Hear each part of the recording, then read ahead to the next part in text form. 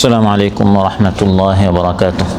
الحمد لله عظيم الإحسان واسع الفضل والجود والامتنان، وأشهد أن لا إله إلا الله وحده لا شريك له الرحيم الرحمن الكريم المنان، وأشهد أن سيدنا ونبينا محمدا عبد الله ورسوله سيد ولد عدنان صلى الله تعالى عليه وعلى آله وصحبه والتابعين لهم بإحسان. أما بعد فأعوذ بالله من الشيطان الرجيم. بسم الله الرحمن الرحيم. في بيوت أذن الله أن ترفع ويذكر فيها اسمه يسبح له فيها بالغدو والآصال رجال يسبح له فيها بالغدو والآصال। আল্লাহ তাআলা ইরশাদ করেন, সেসব ঘরে যেগুলোকে সমুন্নত রাখতে আর তাতে আল্লাহর নাম স্মরণ করতে আল্লাহ তাআলা নির্দেশ দিয়েছেন, সেখানে তার তাসবিহ, পবিত্রতা ও মাহাত্ম্য ঘোষণা করা হয় সকাল ও সন্ধ্যায়, অর্থাৎ বারবার সকাল ও সন্ধ্যায় আল্লাহর মহিমা ঘোষণা করে একদল পুরুষ। আল মামুরার এই মসজিদে আয়োজিত আজকের এই মাহফিলে উপস্থিত সম্মানিত দিনদার ইমানদার ভাইরা, সূরাতুন নূর থেকে একটি আয়াত ৩৬ নম্বর আয়াত তিলাওয়াত করে এর সহজ সরল বাংলা অনুবাদ উপস্থাপন করলাম। এই আয়াতের প্রথমাংশ সম্পর্কে আমরা আজ আলোচনা উপস্থাপন করব ইনশাআল্লাহ, যেখানে আল্লাহ তাআলা ঘরকে, বিশেষ করে তার ঘর মসজিদকে সমুন্নত করতে, সম্মান করতে, নির্মাণ করতে আল্লাহ তাআলা আমাদেরকে হুকুম করেছেন। এ বিষয়ে আমরা আলোচনা উপস্থাপন করব বিইذنিল্লাহ। সম্মানিত ভাইরা, আল্লাহ তাআলা ইরশাদ করেন, ফি বুয়ুতিন, সেসব ঘরে। সেসব ঘরে মানে কি? তাফসিরে জালালাইনে এসেছে মুতাআল্লিকুন বিয়ুসাব্বিহু আল আতি, পরে আল্লাহ তাআলা বলেছেন তাসবিহ পাঠ করে, অর্থাৎ ঈমানদারেরা সেসব ঘরে তাসবিহ পাঠ করে। তবে অধিকাংশ মুফাসসিরিনে কেরাম বলেছেন সেসব ঘরে এর সম্পর্ক হচ্ছে আগের আয়াতে আল্লাহ তাআলা মানুষের অন্তরে নিজের হিদায়াতের আলো রাখার একটি বিশেষ দৃষ্টান্ত বর্ণনা করেছেন, এবং আল্লাহ তাআলা বলেছেন আয়াতের শেষে, ইয়াহদিল্লাহু লিনূরিহি মান ইয়াশা, আল্লাহ তাআলা তার এই হিদায়াত যাকে চান তাকে দান করেন। এই হিদায়াত আল্লাহ তাআলা কোথায় দান করেন? এই আয়াত আল্লাহ তাআলা বলছেন সেসব ঘরে ঈমানদারদের অন্তরে আল্লাহ তাআলা হিদায়াত দান করেন। এই আলোটি যে আল্লাহ তাআলা জ্বালান, আলোটি যে জ্বলে হিদায়াতের আলো, আল্লাহ তাআলা বলেন ফি বুয়ুতিন, সেসব ঘরে। সেসব ঘর বলতে কোন ঘর বোঝানো হয়েছে? দুটি তাফসির এসেছে। করি তাফসির? দুটি তাফসির। একটি হচ্ছে ঘর দ্বারা উদ্দেশ্য হচ্ছে ঈমানদারদের ঘর। ঈমানদাররা তাদের ঘরকে আল্লাহর তাসবিহ, ইবাদত দ্বারা সুন্দর করে সাজিয়ে রাখে। সুবহানাল্লাহ। ঈমানদারদের ঘর সব সময় সৌন্নত থাকে, অর্থাৎ ঈমানদাররা তাদের ঘর নৈতিক দিক দিয়ে উন্নত রাখে। নৈতিক মান রক্ষার জন্য তারা ঘরের মধ্যে নামাজের স্থান, তিলাওয়াত, জিকির এর পরিবেশ তৈরি করে। মুমিনরা তাদের ঘর, সেখানে হিদায়াত থাকে। আল্লাহ তাআলা মুমিনদের ঘরের মধ্যে হিদায়াতের আলো জ্বালান, হিদায়াতের পরিবেশ থাকে, হিদায়াতের নূর থাকে। মসজিদে যেমন নামাজ, ঘরের মধ্যে ঈমানদাররাও নামাজ আদায় করে। এমনকি হাদিসের মধ্যে রাসূল সাল্লাল্লাহু আলাইহি ওয়াসাল্লাম ইরশাদ করেন যে সব নামাজ মসজিদে পড়তে নেই, কিছু কিছু নামাজ ঘরের মধ্যে পড়তে হয়, যাতে করে ঘরের মধ্যে নামাজের একটি পরিবেশ তৈরি হয়। স্ত্রী, সন্তান, বাচ্চারা নামাজ দেখে দেখে শিখবে। সহিহ বুখারী ও মুসলিমে এসেছে, ক্বালা রাসূলুল্লাহ সাল্লাল্লাহু আলাইহি ওয়াসাল্লাম আলাইকুম বিসসালাতি ফি বুয়ুতিকুম, তোমরা তোমাদের ঘরেও নামাজ পড়ো। ফাইন্না আফদালাস সালাতি সালাতুল মারই ফি বাইতিহি ইল্লাল মাকতুবা, কারণ মানুষের সর্বশ্রেষ্ঠ নামাজ হচ্ছে যা সে ঘরে পড়ে, ফরজ নামাজ ছাড়া। ফরজ নামাজ গিয়ে মসজিদে পড়তে হয়। এছাড়া উত্তম হচ্ছে ঘরের মধ্যে নামাজ পড়া, নামাজের একটা পরিবেশ তৈরি করা। শুধু নামাজ নয়, ঘরের মধ্যে আল্লাহর দ্বীনের, হিদায়াতের আলো এর নূরের একটি পরিবেশ থাকতে হবে নামাজের, পাশাপাশি তিলাওয়াতের, কোরআনের। সর্বশেষ কখন আমার ঘরে তিলাওয়াতের ধ্বনি উচ্চারিত হয়েছে? আমার ঘরে এভাবে তিলাওয়াতের পরিবেশ আছে কিনা, জিকিরের পরিবেশ আছে কিনা? না থাকলে আমার ঘর তো কবরস্থান। সহিহ মুসলিম এসেছে, রাসূল সাল্লাল্লাহু আলাইহি ওয়াসাল্লাম ইরশাদ করেন, লা তাজআলু বুয়ুতাকুম মাকাবির, তোমরা তোমাদের ঘরগুলোকে কবরস্থান বানিও না। কবরস্থানে কেউ তিলাওয়াত করে না, কবরস্থানে মানুষ সবাই সেখানে মারা গিয়েছে। ইন্নাশ শাইতানা লা ইয়াফিরু মিনাল বাইতিল্লাযী তুকরাউ ফীহি সূরাতুল বাকারা, যে ঘরে সূরাতুল বাকারা তিলাওয়াত করা হয়, যে ঘরে কোরআন তিলাওয়াত করা হয়, সেখান থেকে শয়তান পালিয়ে যায়। সুবহানাল্লাহ। তাহলে ঘরকে কবরস্থান বানিও না, সেখানে নামাজের, সেখানে তিলাওয়াতের, সূরাতুল বাকারা, আলী ইমরান, নিসা, মাইদা, এরকম নিয়মিত খতম, অধ্যয়ন, তিলাওয়াত, তালিম, এই ধরনের পারিবারিক বৈঠক, একটা দিন মাহাউল ঘরের মধ্যে রাখতে হবে। আলোচ্যতে আল্লাহ তাআলা ইরশাদ করেন, ফি বুয়ুতিন আযিনাল্লাহু আন তুরফা ওয়া ইউযকারা ফীহা ইসমুহু, আল্লাহ তাআলা তার হিদায়াত ইমানদারদের অন্তরে জ্বালান, আর সেই ইমানের হিদায়াতের নূর জ্বলে ইমানদারদের ঘরে ঘরে। এটা হচ্ছে একটি তাফসীর। আর আরেকটি তাফসীর, যেটি অধিকাংশ মুফাসসিরিন কিরামদের মত, যেখানে ঘর দ্বারা উদ্দেশ্য হচ্ছে আল্লাহর ঘর, মসজিদ। মসজিদগুলোকে হিদায়াতের নূর দ্বারা আলোকিত করতে হবে। নামাজ শেষ মসজিদ বন্ধ করে চলে যেতে হবে, বিষয়টা এমন নয়। বরং ইমানদারেরা মসজিদগুলোকে ইবাদত দ্বারা, দাওয়াতি কাজ দ্বারা, দ্বীনি মাহফিল দ্বারা, কোরআন ক্লাসের মাধ্যমে, তালিমের মাধ্যমে, দ্বীনি বৈঠকের মাধ্যমে, জিকিরের মাধ্যমে সব সময় আল্লাহর ঘরগুলোকে ইমানদাররা আবাদ রাখবে। এই মসজিদ হচ্ছে আল্লাহর নিকট সবচেয়ে প্রিয় স্থান। এই পৃথিবীতে যত স্থান আছে, বাজার ঘাট, মার্কেট, অফিস, আদালত, ঘর বাড়ি, সব কিছুর মধ্যে আল্লাহর নিকট সবচেয়ে প্রিয় স্থান হচ্ছে মসজিদ। قال رسول الله صلى الله عليه وسلم أحب البلاد إلى الله مساجدها, সহিহ মুসলিম এসেছে যে আল্লাহর নিকট সবচেয়ে প্রিয় স্থান, সবচেয়ে পছন্দের স্থান হচ্ছে মসজিদ। আল্লাহর সেই প্রিয় স্থানে আমি একদিনে কতটুকু সময় দিই? আল্লাহ তাআলা চান তার ইমানদার বান্দা যেন মসজিদে সময় দেয়। এটা আল্লাহর নিকট সবচেয়ে প্রিয় স্থান। এমনকি আল্লাহ তাআলা যে জিহাদ ফরজ করেছেন, এই জিহাদের উদ্দেশ্যগুলোর মধ্যে একটি উদ্দেশ্য হচ্ছে যাতে করে আল্লাহর মসজিদগুলো হেফাজতে থাকে এবং কোনো ইসলামের শত্রু কোনো মসজিদের উপর হাত না দেয়। জিহাদ হচ্ছে অনেক লম্বা একটা আলোচনা। সেখানে জিহাদের আল্লাহ তাআলা যে জিহাদ ফরজ করলেন, এই জিহাদের উদ্দেশ্যগুলোর মধ্যে একটি উদ্দেশ্য হচ্ছে আল্লাহর এই ঘর মসজিদগুলো যেন সম্মানিত এবং সৌন্নত থাকে। কোনো কাফির মুশরিক যেন আল্লাহর ঘরের উপর হামলা করতে না পারে, এর সম্মান যেন নষ্ট করতে না পারে, কারণ এটা আল্লাহর প্রিয় স্থান। কোরআন কারীমে আল্লাহ তাআলা ইরশাদ করেন, ওয়ালাউলা দাফউল্লাহিন নাস বা'দাহুম বিবা'দিন লাহুদ্দিমাত সাওয়ামি'ু ওয়া বিয়া'উ ওয়া সালাওয়াতু ওয়া মাসাজিদু ইউযকারু ফীহা ইসমুল্লাহি কাসীরা। যদি এভাবে আল্লাহ তাআলা ইমানদারদের মাধ্যমে কাফিরদেরকে প্রতিরোধ না করতেন, প্রতিহত না করতেন, তাহলে তো কাফির মুশরিকরা পৃথিবীর সকল ইবাদতখানা, বড় ছোট যত মসজিদ আছে, ইবাদতখানা আছে, সব ধ্বংস করে ফেলতো, যাতে করে কাফির মুশরিক অস্বীকারীরা মসজিদ এবং ইবাদতখানা ধ্বংস করতে না পারে। এই জন্য আল্লাহ তাআলা এই জিহাদ ফরজ করেছেন। তাহলে মসজিদের গুরুত্ব আল্লাহর নিকট কত বেশি।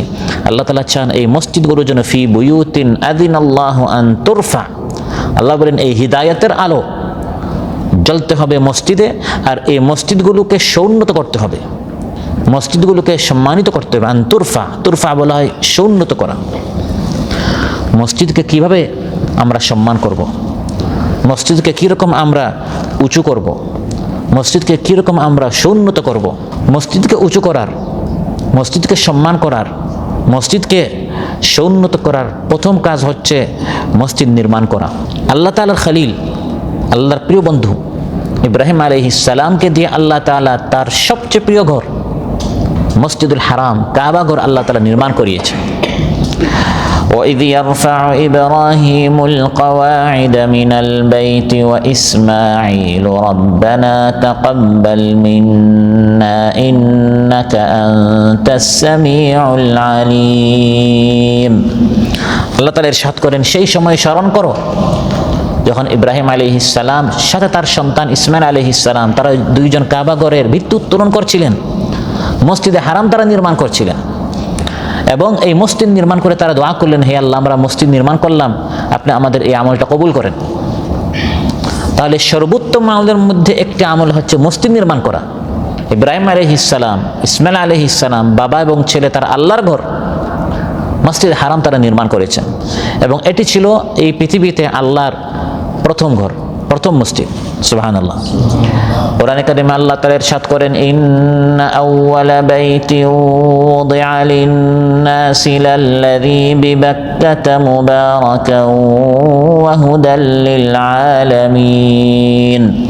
নিশ্চয় আউয়াল, আউয়াল মানে প্রথম, আউয়াল বাইত প্রথম ঘর, উযিআ লিন-নাস এই জমিনে স্থাপন করা হয়েছে আল্লাহর ইবাদতের জন্য, লাল্লাযী বিবাক্কা যা মক্কাতুল মুকাররমায় অবস্থিত। তাহলে মসজিদ নির্মাণ করা হচ্ছে সর্বোত্তম একটা ইবাদত, এবং এই কাজ করেছেন ইব্রাহিম এবং তার ছেলে ইসমাইল আলাইহিস সালাম, আর সেটি ছিল এই পৃথিবীর প্রথম ঘর।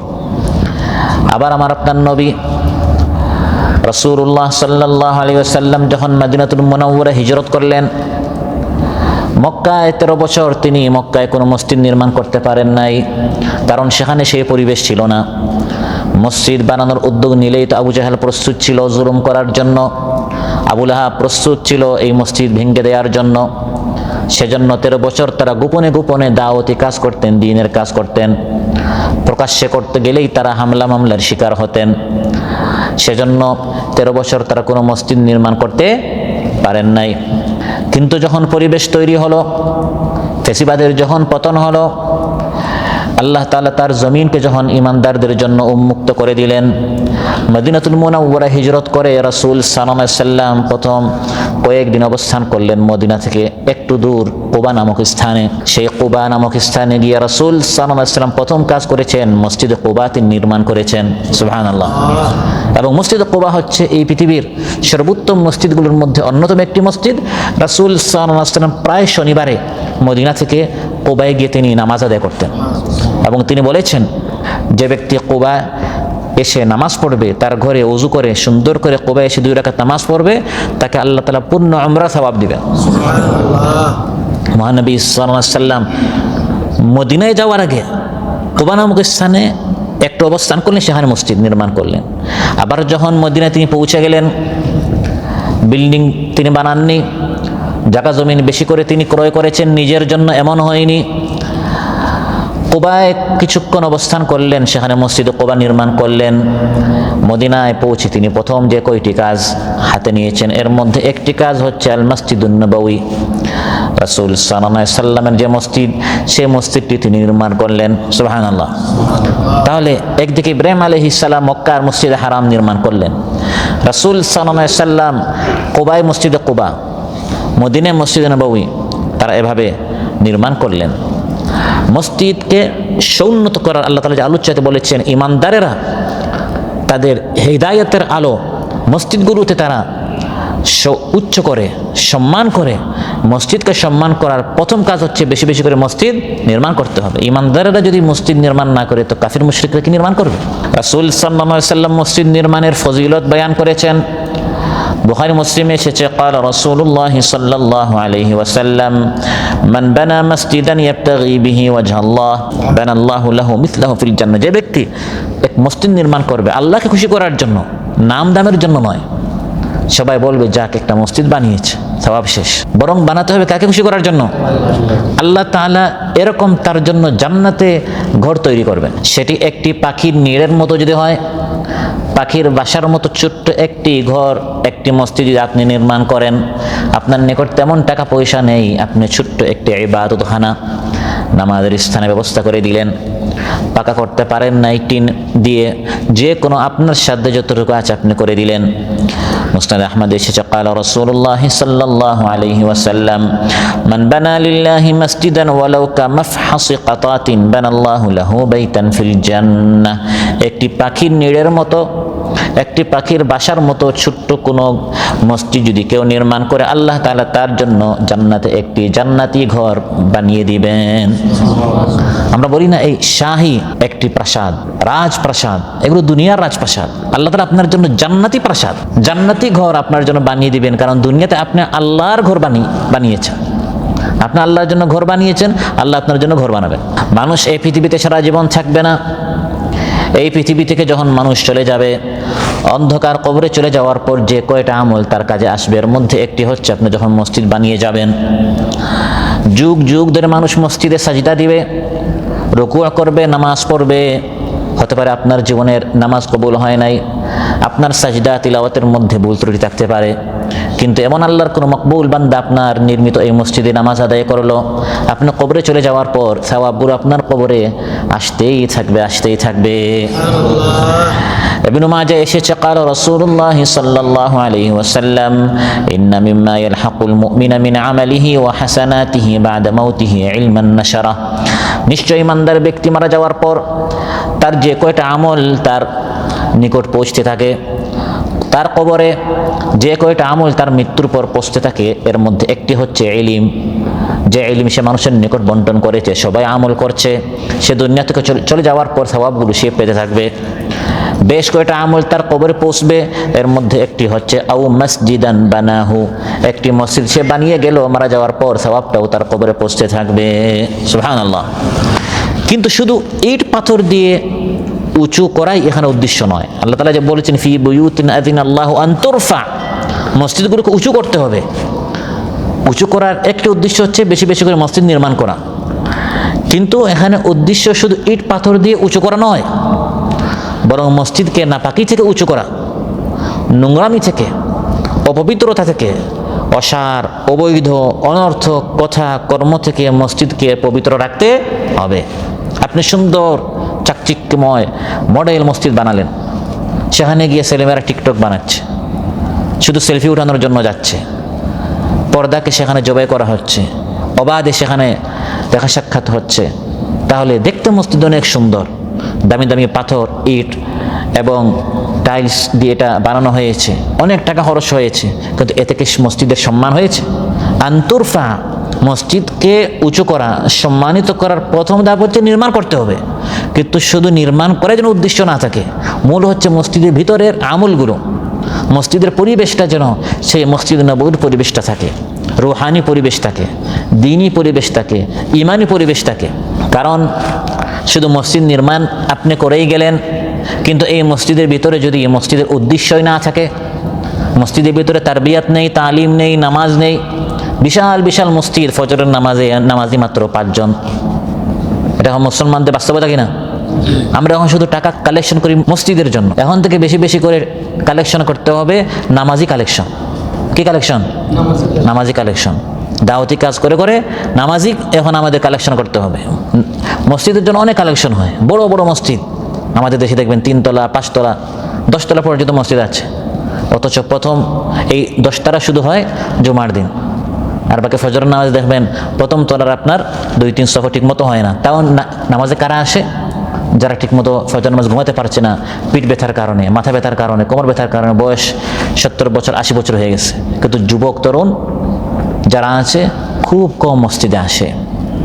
তাহলে মসজিদকে সম্মান করার প্রথম হচ্ছে মসজিদ নির্মাণ করতে হবে, কিন্তু মূল উদ্দেশ্য হচ্ছে মসজিদের যে উদ্দেশ্য, সে উদ্দেশ্য পূরণ করার, সেটা হচ্ছে মসজিদের পরিবেশ তৈরি করতে হবে, দ্বীনি মাহাউল হিদায়াত মসজিদের ভিতরে তৈরি করতে হবে।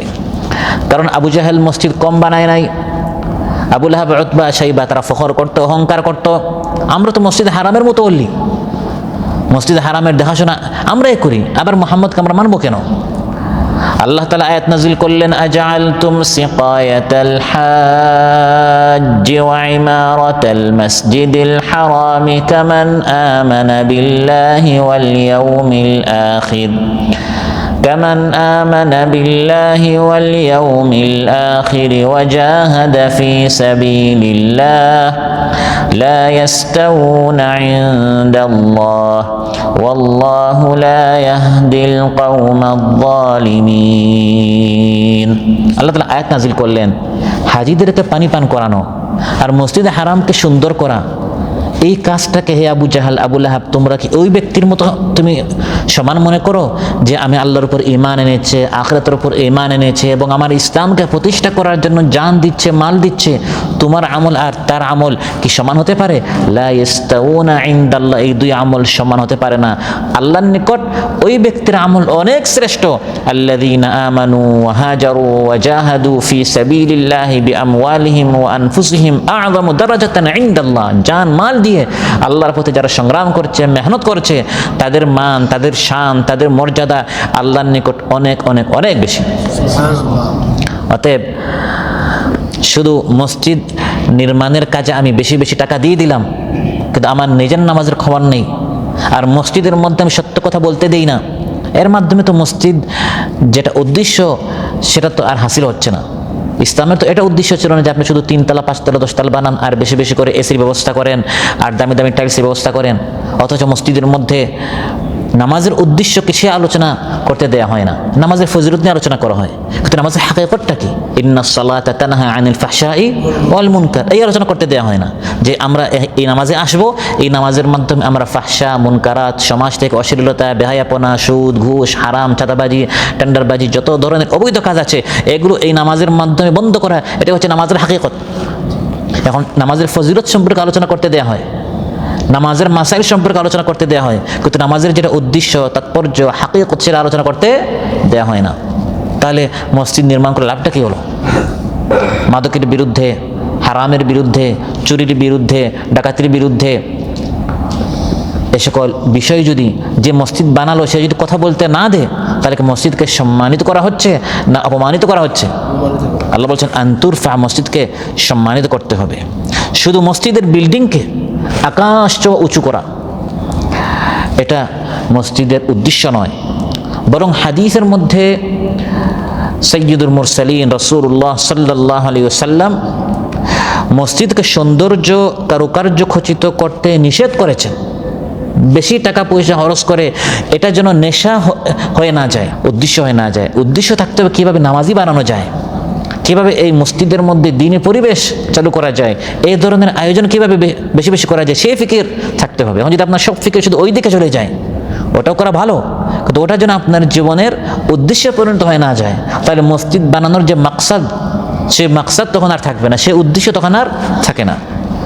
ইবনে মাজাহ এসেছে قال رسول الله صلى الله عليه وسلم ما ساء عمل قوم قط إلا زخرفوا مساجدهم। যখন কোনো কওমের আমল নষ্ট হয়ে যায় তখন তারা শুধু মসজিদটাকে সুন্দর করে বানায়। এগুলো আগের কওম তারা মানে এভাবে করতো, ইহুদিরা, খ্রিস্টানেরা, তারা শুধু মসজিদটাকে কত দামি দামি, সুন্দর, আকর্ষণীয়, চাকচিক্যময় করা যায় ওই ফিকিরে তারা চলে গেল, কিন্তু মুসল্লি আছে কিনা সেই চিন্তা নেই, সেই ফিকির নেই। তারা যখন বেখবর হয়ে গেল তাদেরকে ধ্বংস করে দিয়ে সেই জায়গায় আল্লাহ তাআলা আমাদেরকে বসিয়ে দিলেন। এখন আমরা যেন তাদের মতো কাজ না করি। সুনান আবু দাউদ হাদিসে এসেছে ক্বালা রাসূলুল্লাহ সাল্লাল্লাহু আলাইহি ওয়াসাল্লাম মা উমিরতু বিতাশয়িদিল মাসাজিদ, শুধু মসজিদকে কারুকার্য খচিত করা, শুধু মসজিদকে উঁচু উঁচু এবং বেশি সৌন্দর্য করা, এই হুকুম আমাকে করা হয় নাই, বরং মসজিদের ভিতরে দ্বীনি পরিবেশ চালু করা, মূলত এই হুকুম আমাকে করা হয়েছে। মহানবী সাল্লাল্লাহু আলাইহি ওয়াসাল্লাম যে মসজিদে নববী নির্মাণ করলেন মদিনায় গিয়ে, তারা যখন সাজদা করতেন, বৃষ্টি হতো, তখন তাদের কপালে কাঁদা লাগতো। তো মসজিদটি তেমন দামি দামি, তেমন পাথর, তেমন টাইলস ছিল না, কিন্তু হিদায়াত ছিল কিনা? তারবিয়াত ছিল, তালিম ছিল, ইমানি নূর ছিল, হিদায়াত ছিল। আর মসজিদটাকে খুব সুন্দর করলাম, কিন্তু সেখানে যদি হকের আওয়াজ না থাকে, হকের ধ্বনি না থাকে, তালিমের ব্যবস্থা না থাকে, এই ধরনের দ্বীনি মাহফিলের আয়োজন না থাকে, দিন শেখার জন্য কোনো ব্যবস্থা না থাকে, তাহলে মসজিদটা যে উদ্দেশ্যে বানানো হলো সেটাই তো আর হলো না। কাতারে আপনি এসেছেন ঘর বানানোর জন্য, এটা দরকার, কিন্তু কাতারে এসে যদি আপনি 20 বছর থেকে ঘর ঠিকই বানালেন, কিন্তু সেই ঘরের ভিতরে আপনি এবং স্ত্রী সন্তানরা থেকে রাত দিন যদি শুধু ঝগড়াই হয়, অশান্তিই থাকে, সাংসারিক ঝামেলা যদি প্রতিদিন লেগেই থাকে, তাহলে আপনার যে উদ্দেশ্য এই ঘর বানানো দ্বারা, সেই উদ্দেশ্যকে আপনার পূরণ হয়েছে? আপনার উদ্দেশ্য শুধু এই বিল্ডিংটা বানানো ছিল না, আপনি অনেক স্বপ্ন নিয়ে এসেছিলেন যে আমার তখন ঘর বাড়ি নেই, আমি কাতারে এসে টাকা পয়সা ইনকাম করে একটি সুন্দর ঘর বানাবো, যেখানে আমি আমার স্ত্রীর সন্তানকে নিয়ে বাকি জীবন সুখ শান্তি থাকবো। ঠিকই ঘর বানালেন, কিন্তু সেই শান্তি আপনি পেলেন না, সাংসারিক শান্তি পেলেন না, তাহলে আপনার উদ্দেশ্যই পূরণ হলো না। ঠিক তেমনি মসজিদের উদ্দেশ্য শুধু এই ইট পাথর নয়, লাইটিং এবং মাইকিং নয়, উদ্দেশ্য হচ্ছে এখান থেকে যেন ইমানদাররা হিদায়াত পায়, নামাজ শিখবে, তিলাওয়াত শিখবে, কাফ, হা, সা, তা উচ্চারণগুলো এই কোরআন ক্লাসে মসজিদ এসে এসে তারা শিখবে। এটা ছিল মসজিদের উদ্দেশ্য, এটা একটা দ্বীনি মার্কাজ হবে। এমনকি এক হাদিসে রাসূল সাল্লাল্লাহু আলাইহি ওয়াসাল্লাম এটাও বলে দিয়েছেন যে এটা হচ্ছে কিয়ামতের একটি আলামত, কিয়ামতের একটি নিদর্শন। যত কিয়ামত কাছাকাছি আসবে, ইমানদারেরা, মুসলমানেরা শুধু মসজিদ কত উঁচু বানানো যায়, কত দামি দামি কারুকার্য পূর্ণ বিভিন্ন ইট পাথর এবং টাইলস লাগানো যায়, রং করা যায়, সেই চিন্তায় তারা লেগে যাবে। দামি দামি এসি, দামি দামি মাইক, এই অমুক এলাকায় তাদের মসজিদে আছে 4টা এসি, আমাদের লাগবে 5টা এসি, 6টা এসি, ওই চিন্তায় তারা পড়ে যাবে। কিন্তু হিদায়াত আছে কিনা, মুসল্লি আছে কিনা, এখান থেকে আমরা আমাদের এলাকাবাসীকে কোরআন শেখাতে পেরেছি না, সেই ফিকির থাকবে না। এটা হচ্ছে কিয়ামতের আলামত। আবু দাউদ, নাসাই এবং ইবনে মাজাহ এসেছে, ক্বালা রাসূলুল্লাহ সাল্লাল্লাহু আলাইহি ওয়াসাল্লাম লা তাকুমুস সাআতু হাত্তা ইয়াতাবাহান নাসু ফিল মাসাজিদ। শেষ জামানায় কিয়ামতের আলামত হচ্ছে মানুষ মসজিদ নিয়ে ফখর করবে, গর্ব অহংকার করবে। আরে তোমাদের মসজিদ তো অনেক পুরাতন, আমরা মাত্র বানিয়েছি, কত টাকা খরচ করেছি জানো? আমাদের মসজিদের ফান্ডে কত টাকা আছে জানো? শুধু এই সকল আলোচনা। কিন্তু এখান থেকে এলাকাবাসী হিদায়াত পেয়েছে কিনা, এই মসজিদটা যে উদ্দেশ্যে বানানো হয়েছে সে আলোচনা নাই। আর হিদায়াতের জন্য আলোচনা হলেও এতটুকু আলোচনা যে আমরা অমুক বক্তাকে এনেছি, ওই এলাকাবাসী বলে না আমরা অমুক বক্তাকে এনেছি, আন্তর্জাতিক সবাই চেনে, এত মানুষ হয়েছে, এত কালেকশন হয়েছে। কিন্তু এই সব আয়োজনের পর কয়জন নামাজি হয়েছে, কয়জন দিন শিখেছে, যেটা মূল উদ্দেশ্য সেটা মানুষ ভুলে যাবে। মানুষ শুধু ভুলবে তা নয়, এটা এগুলো শয়তান ভুলিয়ে দিবে, যাতে করে মসজিদের যেটা মূল মাকসাদ সেটা যেন পূরণ না হয়। অতএব মসজিদকে সম্মান করার প্রথম বিষয় আলোচনা করে যে বেশি বেশি করে মসজিদ নির্মাণ করতে হবে। 2 নম্বরের বিষয়, মসজিদ নির্মাণ করতে হবে ঠিকই, কিন্তু শুধু নির্মাণটা সুন্দর করা, সাজসজ্জা করা, দামি দামি কারুকার্য এই সকল আয়োজন করা, এটা যেন মাকসাদ না হয়, বরং মূল মাকসাদ হতে হবে এই মসজিদের মধ্যে যেন হিদায়াত থাকে, দ্বীনি তালিমের একটা মার্কাজ যেন হয়, হিদায়াতের একটা মার্কাজ যেন হয়। 3 নম্বর, মসজিদকে সম্মানিত করা, ফি বুয়ুতিন আযিনাল্লাহু আন তুরফা। আল্লাহ বলেন মসজিদগুলোকে সম্মানিত করতে হবে, উঁচু করতে হবে। এই উঁচু করার, সম্মান করার তৃতীয় বিষয় হচ্ছে মসজিদকে ব্যবসা বাণিজ্য, ক্রয় বিক্রয়, চিল্লাপাল্লা, হয় হুট্টগোল, এগুলো থেকে পরহেজ করতে হবে। এই সকল কাজ থেকে মসজিদকে সম্মান করতে হবে। এই সকল কাজ মসজিদ করা। সহিহ মুসলিমে এসেছে, আন্না রাজুলান আনশাদা ফিল মসজিদ। এক ব্যক্তি মসজিদে এসে তার হারানো লাল উটের সন্ধান করছিল, সে খুঁজে তার লাল উটটি পাচ্ছিল না। এসে মসজিদে এসে বলতে লাগলো, মান দাআ ইলাল জামালিল আহমার, আমার লাল উট আপনারা কেউ কি দেখেছেন? এসে সে মসজিদে খোঁজাখুঁজি করা শুরু করলো। মহানবী সাল্লাল্লাহু আলাইহি ওয়াসাল্লাম তখন ইরশাদ করলেন, লা ওয়াজাত্তা, তুমি যেন তোমার হারানো জিনিস না পাও। তিনি রাহমাতুল লিল আলামিন ছিলেন, কিন্তু বিষয়টা অত্যন্ত জঘন্য কাজ সে করেছে। মসজিদ কি এই সকল চিৎকার এবং চেঁচামেচি করার জন্য? কার কি হেরেছে না হেরেছে এই সকল, এগুলো তুমি বাজারে যাও, নির্দিষ্ট যারা কর্তৃপক্ষ আছে তাদের নিকট যাও। এরকম এক একজন যদি এসে এক এক জিনিস খুঁজতে থাকে, তাহলে মসজিদ যারা ইবাদত করছে তাদের ডিস্টার্ব হবে কিনা? যে মাকসাদে এই মসজিদ বানানো হয়েছে সেই মাকসাদ থেকে, উদ্দেশ্য থেকে মানুষ অনেক দূরে চলে যাবে। লা ওয়াজাত্তা, তুমি যেন তোমার হারানো জিনিস না পাও। ইন্নামা বুনিয়াতিল মাসাজিদু লিমা বুনিয়াত লাহ, মসজিদ তো মসজিদের কাজের জন্য বানানো হয়েছে, ইবাদতের জন্য, ইতিকাফের জন্য, জিকিরের জন্য, তালিমের জন্য। কার কি হারানো, হেরে গেছে এই সকল বিজ্ঞপ্তি দেওয়ার জন্য মসজিদ বানানো হয় নাই। অনুরূপভাবে মসজিদের মধ্যে কোনো ধরনের বেচাকেনা করা যাবে না। বেচাকেনা কেউ যদি করে তাকে বলতে হবে তোমার বেচাকেনার জন্য কোনো বরকত না হয়। হ্যাঁ, মসজিদের বাইরে করতে পারে, কিন্তু মসজিদের ভিতরে যদি কেউ বসে কোনো ব্যবসা বাণিজ্য করে, কারো কোনো কিছু হেরে গেছে সে যদি সন্ধান করে বলতে হবে তুমি এই জিনিসটা যেন ফিরে না পাও। আর ব্যবসা করলে বলতে হবে তোমার জন্য কোনো বরকত না হয়, তুমি মসজিদের পরিবেশটা নষ্ট করছো। তিরমিজিতে এসেছে, ক্বালা রাসূলুল্লাহ সাল্লাল্লাহু আলাইহি ওয়াসাল্লাম, ইযা রাআইতুম মান ইয়াবিউ আও ইয়াবতাউ ফিল মাসজিদি ফাকুলু লা আরবাহাল্লাহু তিজারাতাক ওয়া ইযা রাআইতুম মান ইয়ানশুদু দাল্লাতান ফাকুলু লা রাদ্দাহাল্লাহু আলাইক। তোমরা যদি দেখো কেউ মসজিদে ব্যবসা করছে তাহলে বলো তোমার ব্যবসায় যেন বরকত না হয়। যদি তোমরা দেখো মসজিদে কেউ কোনো কিছু তার হেরেছে, এই হারানো জিনিস সে খোঁজাখুঁজি করছে এবং চিৎকার করছে, সবার নিকট সে বলছে আমার জিনিসটা তোমরা দেখেছো কিনা, বলতে হবে তোমার এই হারানো জিনিসটা যেন তুমি ফিরে না পাও। উদ্দেশ্য হচ্ছে এদেরকে মসজিদ থেকে বের করে দেওয়া। এরা মসজিদের পরিবেশ নষ্ট করছে। শুধু এই বিল্ডিংটা উদ্দেশ্য নয়, পরিবেশটা, এই রুহানি পরিবেশ, এই ইমানি পরিবেশটা রক্ষা করা এটা নামাজি হিসাবে, ইমানদার হিসাবে আমাদের প্রত্যেকের দায়িত্ব।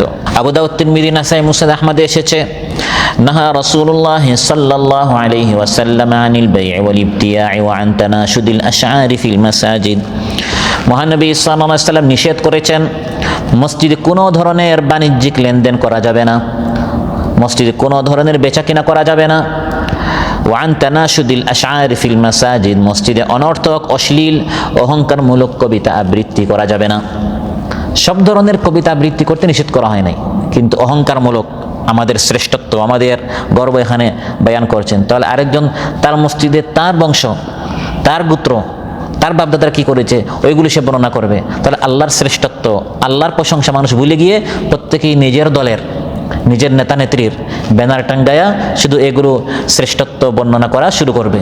এজন্য দলীয় কোনো ব্যানারে, দলীয় কোনো কাজ করতে, ইসলামের বাহিরে দলীয় ব্যক্তিগত কোনো কাজ করতে ইসলাম নিষেধ করেছে।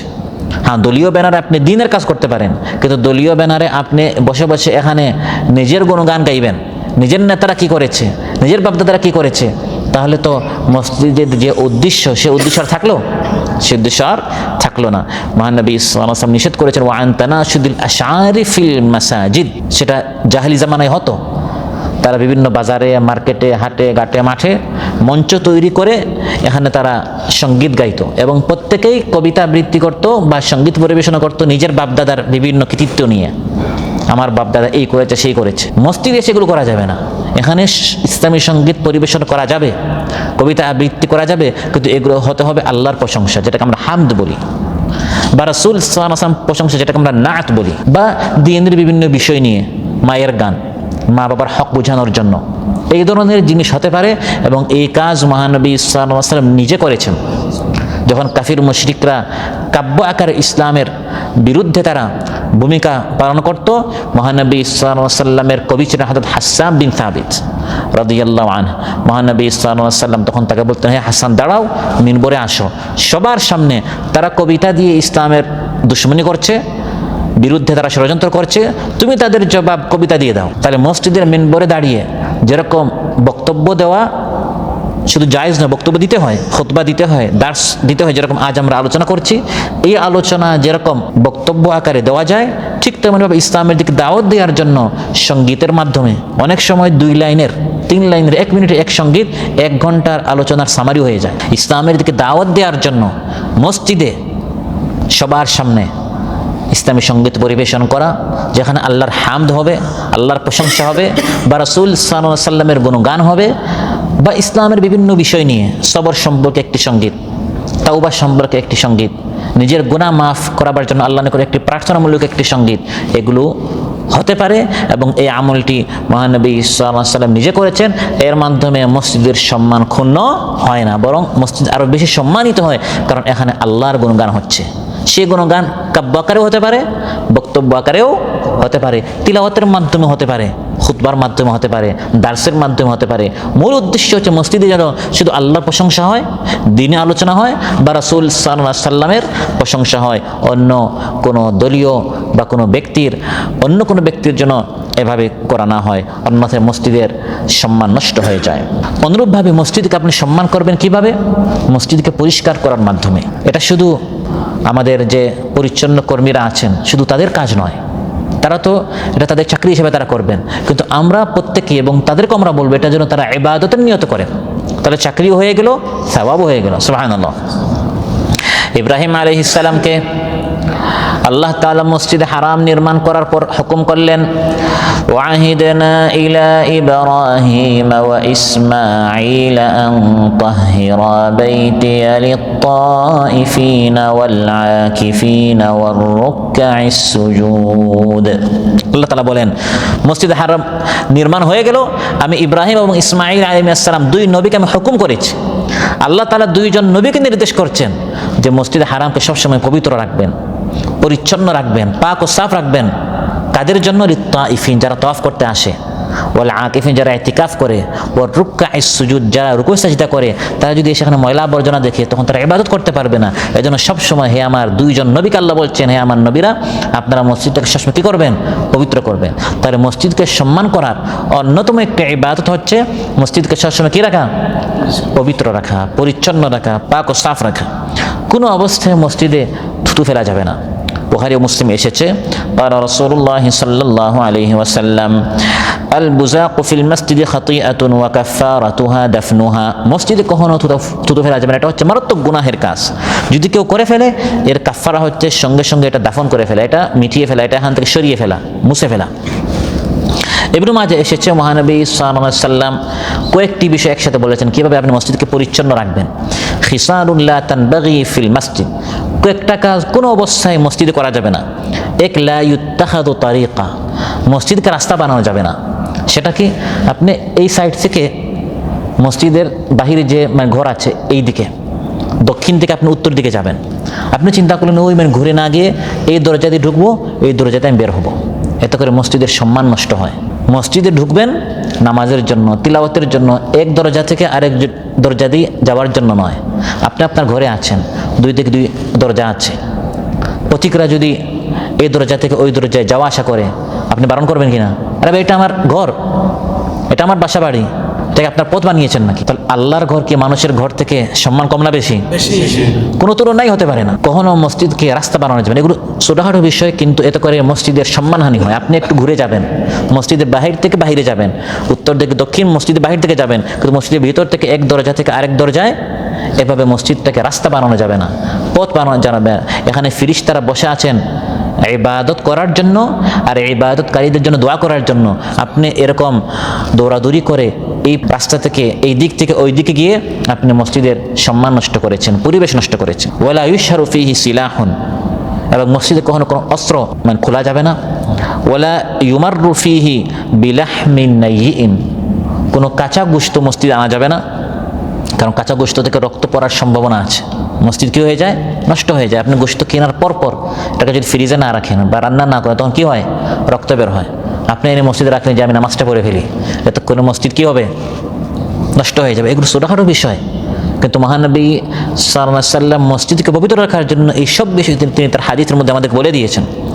ওয়ালা ইউদরাবু ফিহি হাদ্দুন ওয়ালা ইউখতাসসু ফিহি মিন আহাদ, মসজিদে কোনো বদলাবদলি হবে না। ইসলামের যে বিধানগুলো আছে, হাত কাটা, গলা কাটা ইত্যাদি, এই বিষয়গুলো মসজিদে হবে না, কারণ এখানে রক্ত পড়বে, মসজিদ নষ্ট হবে। ওয়ালা ইউত্তাখাযু সুকান, মসজিদ কখনো সুক, বাজার, মার্কেট করা যাবে না।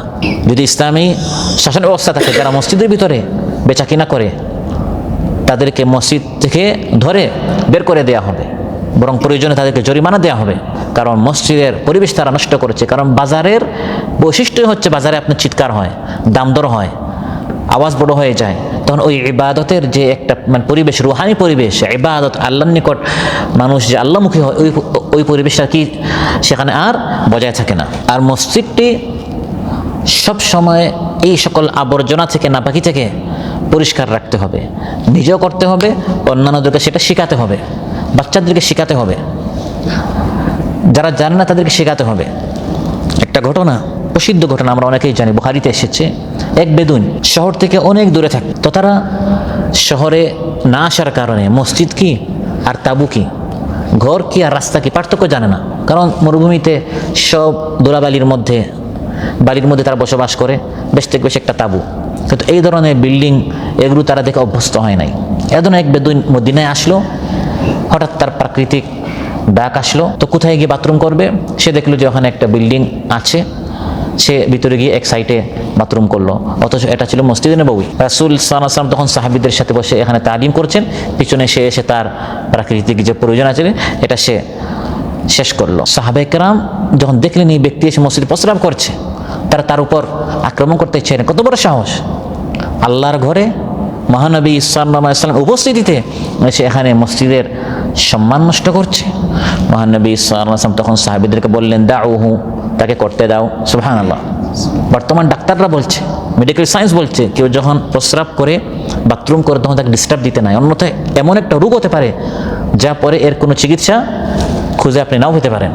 যেহেতু সে শুরু করেছে, তখন তাকে ডিস্টার্ব দিতে নাই। প্রস্রাব যখন শেষ, তখন সেখানে ওয়ারিকু আলা বাউলিহি সাজলাম মিন মা, সেখানে এক বালতি পানি ঢেলে দাও। সেই সময় তার কি ছিল না, কার্পেট ছিল না, পানি ঢেলে দাও। তারপর তাকে মহানবী ইসলাম কাছে ডাকলেন, সুন্দর করে বোঝালেন, যেহেতু সে শিক্ষিত ছিল না, সে শহরে থাকতো না, বেদুইন ছিল, এজন্য তাকে সুন্দর করে বুঝালেন, দেখো ইন্না হাযিহিল মাসজিদ লা তাসলুহু লিশাইইন মিন হাযাল বাউলি ওয়ালাল কাদার, এই মসজিদের মধ্যে প্রস্রাব পায়খানা আবর্জনা এগুলোর জন্য মসজিদ নয়। ইন্নামা হিয়া লিযিকরিল্লাহি আযজা ওয়া জাল্লা ওয়াস সালাতি ওয়া কিরাআতিল কুরআন, মসজিদ হচ্ছে যিকিরের জন্য, কোরআনের জন্য। এভাবে সুন্দর করে তিনি তাকে বুঝালেন।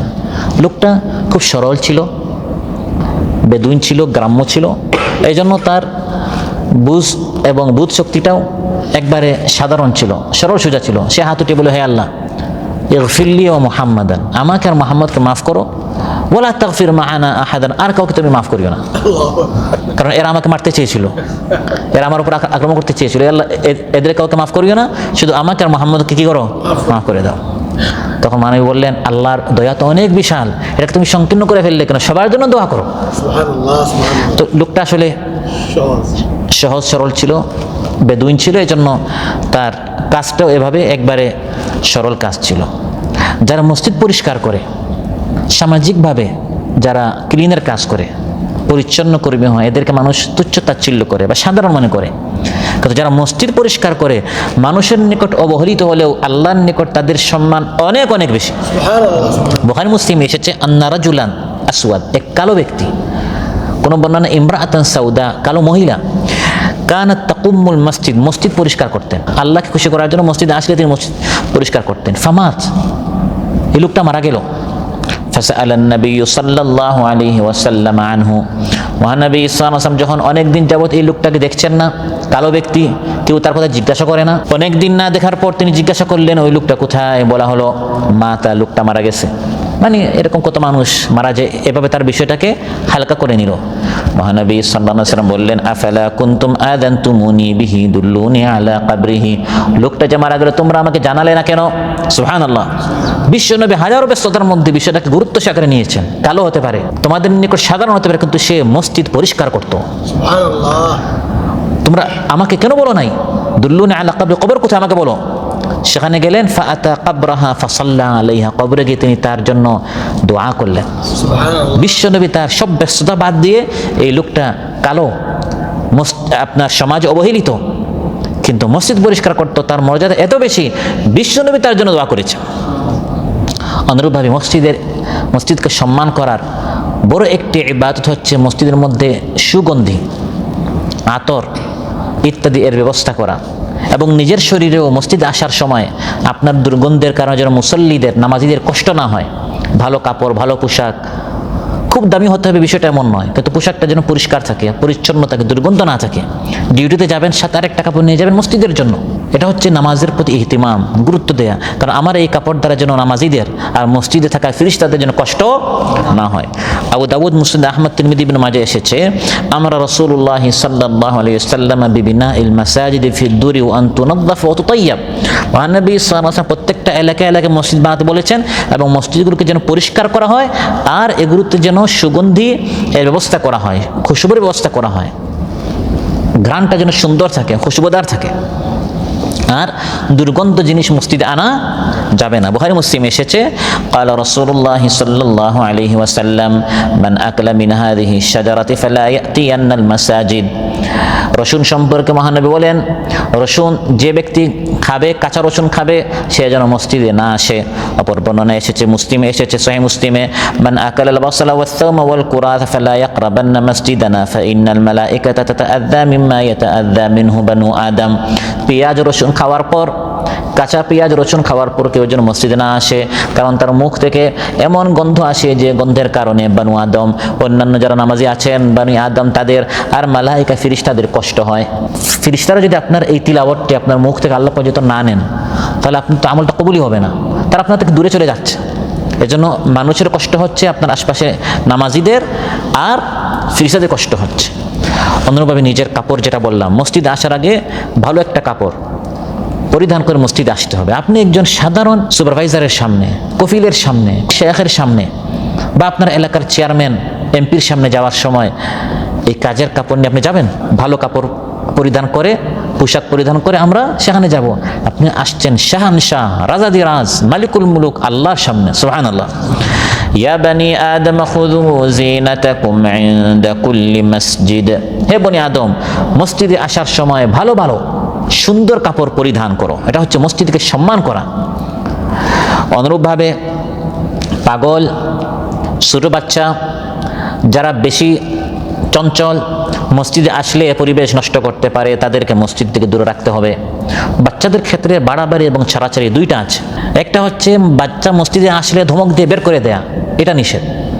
আবার আরেকটা হচ্ছে বাচ্চাকে না শিখিয়ে, মসজিদের গুরুত্ব না বুঝিয়ে, আদব কায়দা না শিখিয়ে যদি আপনি নিয়ে আসেন, প্রশিক্ষণ না দিয়ে, তালিম না দিয়ে, তখন সে এসে পরিবেশ কী করবে? নষ্ট করবে। এই কথা বলার সঙ্গে সঙ্গে অনেকে দলিল দিয়ে হাসান হোসেন আমার কথা, যে তারা তো মসজিদে আসতেন, হ্যাঁ, তাদেরকে মহানবী সাল্লাল্লাহু আলাইহি ওয়াসাল্লাম আসার আগে তালিম দিয়েছেন, বুঝিয়েছেন এটা আমাদের নিজস্ব ঘর বাড়ি নয়, এটা আল্লাহর ঘর, এখানে অন্যান্যরা নামাজ পড়ে, তোমরা সুন্দর করে এভাবে বসে থাকবে, এগুলো বুঝিয়ে আনতে হবে। আসলে ধমক দিয়ে বের করা এটাও নিষেধ। আবার না শিখিয়ে আনলে তখন তারা পুরোপুরি পরিবেশটা কী করে ফেলবে? নষ্ট করে ফেলবে। এই জন্য দুটার মাঝে মাঝে আমাদের থাকতে হবে। বাচ্চাদেরকে আনবো, শিখিয়ে আনবো, বুঝিয়ে আনবো। ইবনে মাজাহ এসেছে, মহানবী সাল্লাল্লাহু আলাইহি ওয়াসাল্লাম ইরশাদ করেন, জান্নিবুল মাসাজিদা সুবিয়ানাকুম ওয়া মাজানিনাকুম, তোমাদের মধ্যে যারা পাগল এবং ছোট বাচ্চা তাদেরকে মসজিদ থেকে দূরে রাখো, অর্থাৎ না শিখিয়ে তাদেরকে আনিও না। অনুরূপভাবে কাফির ব্যক্তিকে মসজিদ থেকে দূরে রাখতে হবে। হ্যাঁ, সে যদি শিখতে চায় সুযোগ করে দিবেন, পবিত্র হয়ে আসবে, সে যদি দিন শিখতে চায়।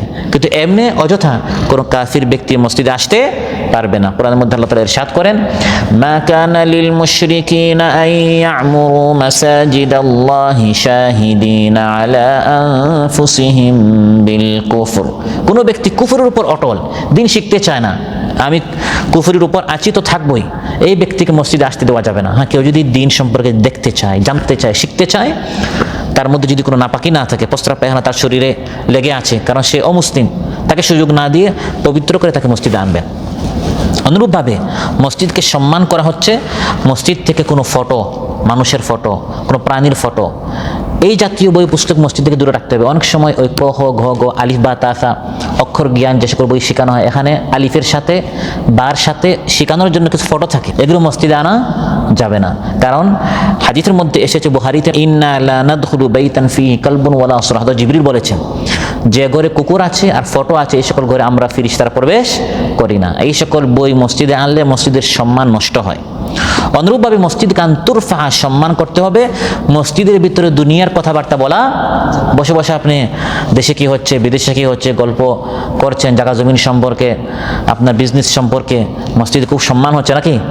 মসজিদের সম্মান নষ্ট হচ্ছে। তাবরানীতে এসেছে, মহানবী সাল্লাল্লাহু আলাইহি ওয়াসাল্লাম ইরশাদ করেন, ইয়াতি আলান নাসি জামানুন ইয়াতাহাল্লাকুনা ফি মাসাজিদ, একটি জামানা আসবে মানুষ মসজিদ হালকা করে গুলিয়ে বসবে, বসে বসে লাইসা হাম্মুহুম ইল্লা দুনিয়া, শুধু দুনিয়া নিয়ে গল্প, লাইসা লিল্লাহি ফিহিম হাজা, আল্লাহর এদের কোনো প্রয়োজন নাই, এদেরকে আল্লাহ মসজিদ থেকে বের করে দিবেন। একদিন আসবে যখন তারা আর মসজিদে থাকতে পারবে না। ফালা তুজালিসুহুম, তোমরা তাদের সাথে কখনো বসিও না। মসজিদটা যেন দলীয় কোনো কাজের এমন সুযোগ দেয়া না হয় যার কারণে মসজিদের মাধ্যমে, মানে এই সকল কাজের মাধ্যমে মসজিদের মধ্যে তাফরিকা সৃষ্টি হয়। মূলত মসজিদটা হচ্ছে মুসলমানদেরকে এক করার জন্য।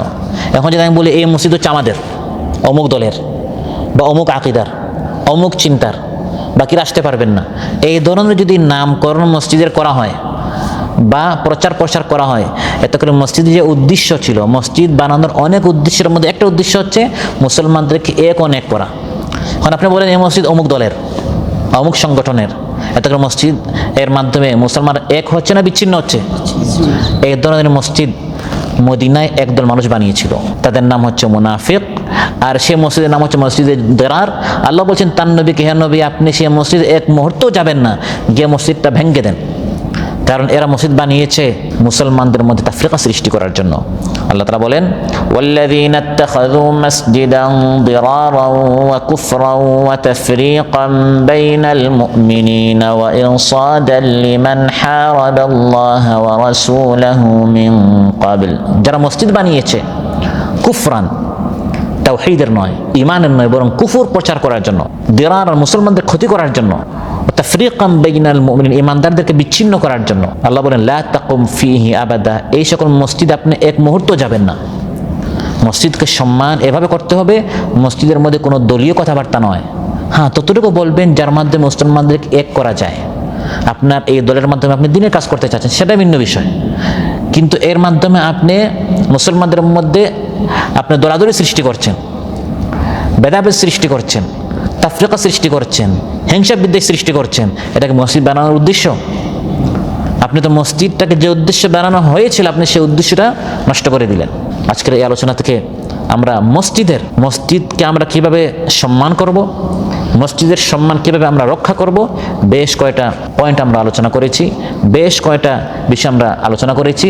যে মসজিদের সম্মান হচ্ছে মসজিদকে নির্মাণ করা, যে মসজিদের যে উদ্দেশ্য, মসজিদের যে দ্বীনি মাহৌল, যে পরিবেশ, এটা রক্ষা করা, মসজিদের মধ্যে তারবিয়া, তালিম, তাজকিয়া, কোরআন ক্লাস, নামাজ, এতিকাফ, দাওয়াতি কাজ, এই সকল পরিবেশ চালু রাখা, মসজিদের মধ্যে বেচাকিনা, চিৎকার ইত্যাদি এই সকল পরিবেশ না থাকা, কোনো পাগল বা ছোটো বাচ্চা যারা এই সকল বিষয় এখনও শিখে নাই, জানে নাই, তাদেরকে আসতে না দেওয়া, যাতে করে তারা দ্বীনি পরিবেশ নষ্ট না করে। কোনো অমুসলিম কাফির মুশরিককে, যে দ্বীন সম্পর্কে জানার জন্য নয়, বরং তার কুফুর উপর সে এখনও অটল আছে, তাকে মসজিদ থেকে দূরে রাখা। অনুরূপভাবে মসজিদের মধ্যে শুধু আল্লাহর প্রশংসা, দ্বীন আলোচনা হতে হবে, কোনো ব্যক্তির নয়, কোনো পূর্বপুরুষের বা নিজের বংশের, নিজের দলের, নিজের গোত্রের, এই সকল আলোচনা করে মসজিদের মধ্যে তাফরিকা সৃষ্টি করা নয়, ভেদাভেদ সৃষ্টি করা নয়। আল্লাহ সুবহানাহু ওয়া তাআলা আমাদের সবাইকে এক ও নেক হওয়ার তৌফিক দান করুন। আমাদের মাধ্যমে যেন মসজিদগুলো আবাদ হয়, আমাদের মাধ্যমে যেন মসজিদের যে উদ্দেশ্য, সে উদ্দেশ্য যেন হাসিল হয়। আল্লাহ তাআলা আমাদের সবাইকে মসজিদওয়ালা হওয়ার তৌফিক দান করুন, নামাজি হওয়ার তৌফিক দান করুন, কোরআনওয়ালা হওয়ার তৌফিক দান করুন, দিনদার হওয়ার তৌফিক দান করুন। এসব বৈঠকে আমরা যাব, যাতে করে আমাদের ঈমান তাজা হয়, দিন সম্পর্কে আমরা আরো বেশি জানতে পারবো ইনশাআল্লাহ। আল্লাহ তাআলা আমাদের সবাইকে তৌফিক দান করুন। সুবহানাকাল্লাহুম্মা বিহামদিক, আশহাদু আল্লা ইলাহা ইল্লা আনতা, আস্তাগফিরুকা ওয়া আতুবু ইলাইক। আসসালামু আলাইকুম ওয়া রাহমাতুল্লাহি ওয়া বারাকাতুহু।